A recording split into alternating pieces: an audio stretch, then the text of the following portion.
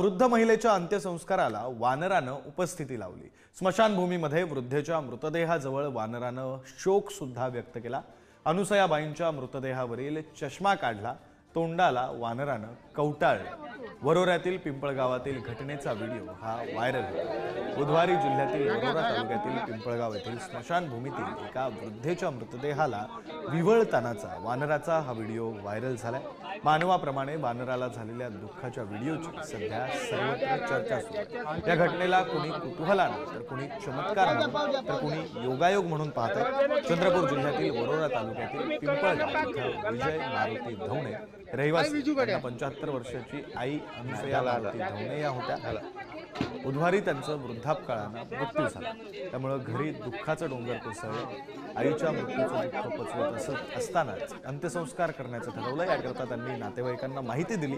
अंत्यसंस्काराची तयारी करण्यात आली। दुपारी घरी पाहुणे जमले, गावातील नागरिकही जमले। रीतिरिवाजाप्रमाणे अंत्यसंस्काराची तयारी करण्यात आली। दुपारीच एका वानराचं धवणे यांच्या घरी आगमन झालं। घराच्या अवतीभोवती तो दिसायला लागला, परंतु एरवी येतात म्हणून त्याकडे कुणीही लक्ष दिलं नाही।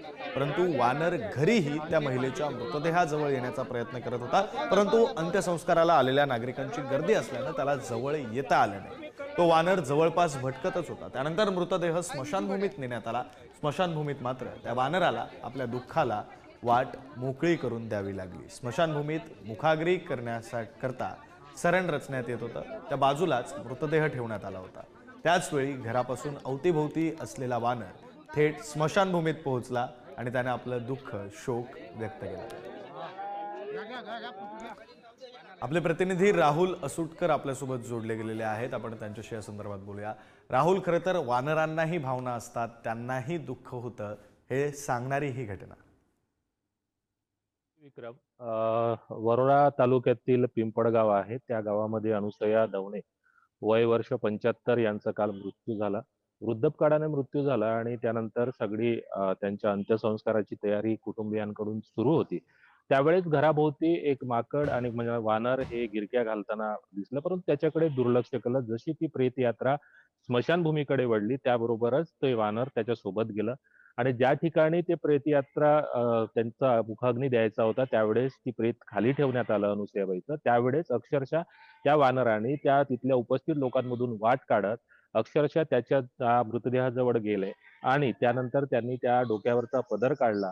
त्या वानराचं विव्हळ न बघता सगळ्यांना एक कुतूहलच जाणवायला लागलं। त्यानंतर त्या मृतदेहावरचा चष्मा काढून त्यांना एक आलिंगन दिल्याप्रमाणे ते सगळा प्रकार केला। या संपूर्ण घटनेचा व्हिडिओ तिथल्या लोकांनी शूट केला आणि तो व्हायरल झाला। त्याच्यामुळे एक प्रकारे प्राण्यांनाही भावना असतात, ह्याची प्रचिती या माध्यमातून आलेली आहे।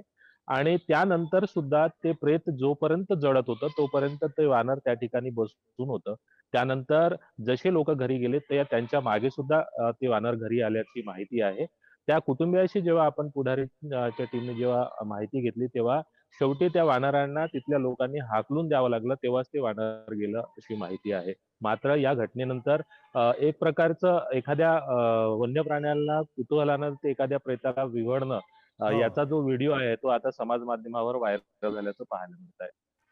धन्यवाद राहुल, तुम्ही दिलेल्या या सगळ्या सविस्तर तपशिलासाठी। चंद्रपुरातली ही बातमी आणि ही बातमी हेच दाखवून देते की वानरांना, अगदी मुक्या प्राण्यांना सुद्धा भावना असतात।